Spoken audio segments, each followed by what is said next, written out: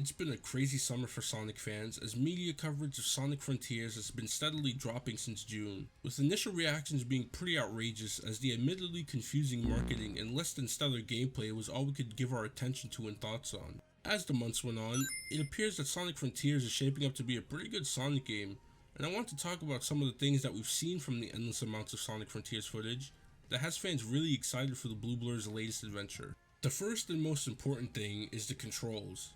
In my opinion, the Sonic Adventure games have the best controls in all of 3D Sonic. Turning feels great, there's a nice sense of speed when simply moving forward, floaty jumps, and the homing attack is implemented pretty well. Sonic Adventure's controls really do feel nice, and in relation to Sonic Frontiers, when the leak mentioned that controls felt similar to SA2, I was pretty happy to hear that, and after watching tons of gameplay footage, it looks like Sonic controls really well in the open zone locations.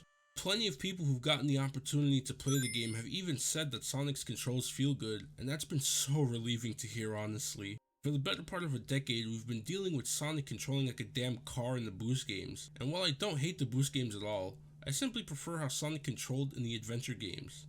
So to see that Sonic Team has achieved a good mix of the adventure style controls with boosting is impressive. In my cause for concern video, I said something to the effect of Sonic Boost gameplay isn't what Sonic was meant to be, and looking back, I'm not sure why I said that. Are all of the Boost games fun to me? Not really, but I did really enjoy the PS2 version of Sonic Unleashed and Sonic Generations. Those two games, along with the daytime stages for HD Unleashed, all have really good level design and are fun to play through. I think I was caught up on how Sonic Team seemed to have hit a wall with the boost formula in Forces. Frontiers, on the other hand, shows clear signs of the team being allowed to make something with potential to be great, and I'm all for it. Initially, I had some concerns about the controls because it did kinda look like it was just Forces Sonic in an open zone. But despite how awkward it originally looked, copious amounts of people have had nothing but praise for the controls, and the more we saw, the more confident I was about the game. There's so much to talk about with the controls. The way it looks like Sonic doesn't control like a damn tank even when boosting in the open zones and cyberspace stages is excellent. That, and combined with how the cyberspace levels are kinda big, and have multiple pathways to take, it feels like I'm looking at what a modern Sonic Adventure 1 game would look like. What makes this even better is that there are some settings that allow you to shape Sonic's controls better to your playstyle. This gives players tons of creative freedom for how they want Sonic to feel as they travel across these big islands and stages. I'm 1000% expecting people to try and create and share settings that emulate how Sonic controlled in previous games.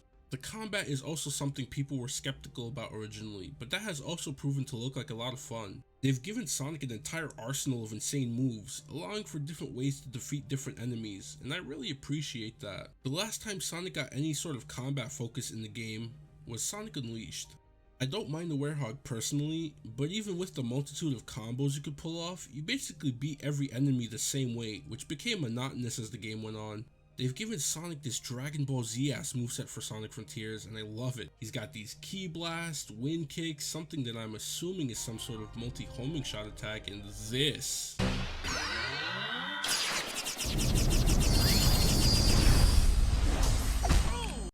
What the hell was that? I'm really excited to get a feel for the combat system when the game comes out. There also seems to be a skill tree that will unlock more moves and even upgrade some as you progress. And once again, I'm all for it. I hope it's got some depth to it rather than just unlocking a few things. I'd love to see something like Sonic Generations did where you can create multiple skill sets to alter your gameplay experience. The environments that we've seen so far also look absolutely stunning. The two worlds we've seen, Koros Island and Ares Island, have been shown off in different gameplay clips and look great. But that's not too surprising, at least not to me. I can't remember any Sonic game ever looking like complete crap that wasn't Sonic 06 or Shadow the Hedgehog. I expect the Sonic game to look great the same way I expect its music to also be great. It's just a given. Speaking of music, unsurprisingly, it sounds great. We've gotten the main themes of the game, I'm Here and Vandalize, and both songs are really good. It reminds me of late 2000s Sonic games like Secret Rings and Black Knight. Main themes full of conviction with the message of moving forward, while the ending song has some romantic implications that could also be interpreted as something else. Unless you're listening to the explicit version. What? As I said before, these vocal themes are great, and we even got to hear the Koros Island theme as well. Tomoya Otani is the main composer for this game's soundtrack. He's produced some great stuff in a ton of Sonic games before this one, so I can easily say that I'm excited to have this game's OST on heavy rotation for the rest of my life. There was, and still is, some concern about the overall amount of content in the open zone areas of this game. Thankfully, however, it's been confirmed that as you continue to explore and do little quests around the island, more of the world will open up and have more things for you to do in them.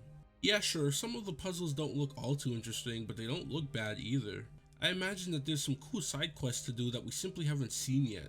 But other than that, there are enemies to fight, and I'll be honest, I wasn't really digging their designs at first. I wasn't really a fan of how sharp and almost generic they looked, but the more I looked at them, the more I admired their simplicity.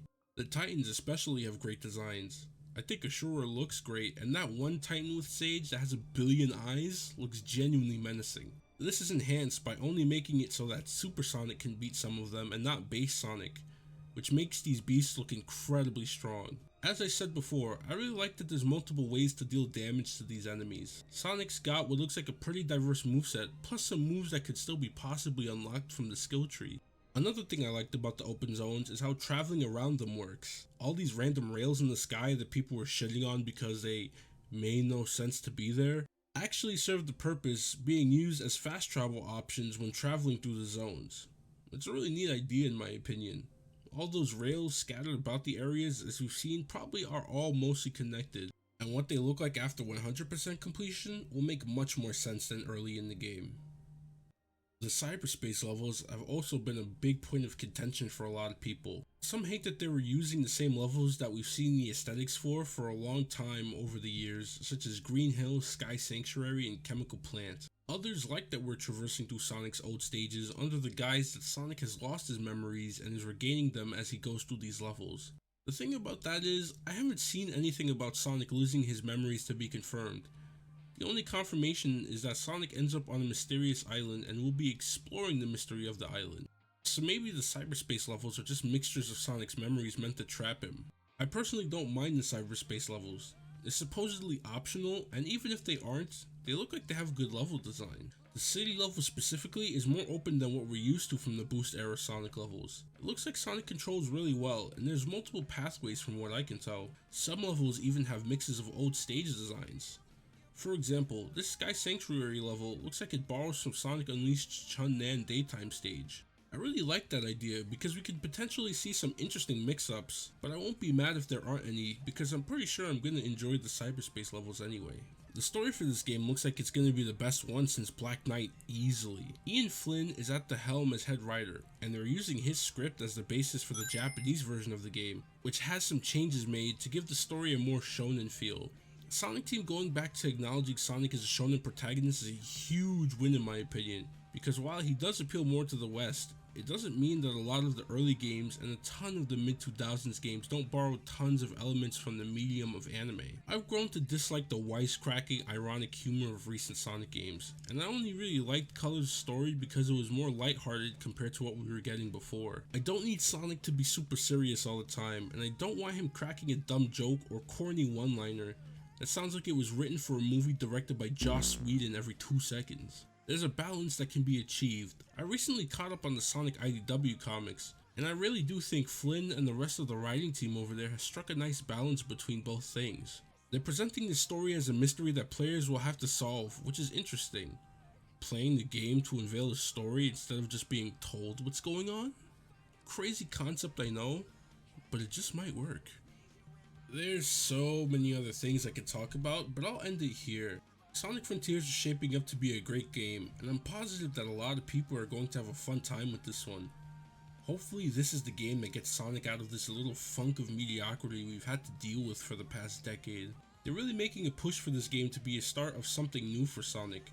The ironic memes have died down, the inside jokes and general jokey aura surrounding the series isn't as prevalent on their social media like it was just a year ago. Whatever this new era for Sonic is, we can only hope it brings the series back to prominence like it once was. Any thoughts about Sonic Frontiers you'd like to share? Post them in the comments below. Special shout out to those who watched this video. Check out my other amazing videos while you're here. That's all I got for now, so peace.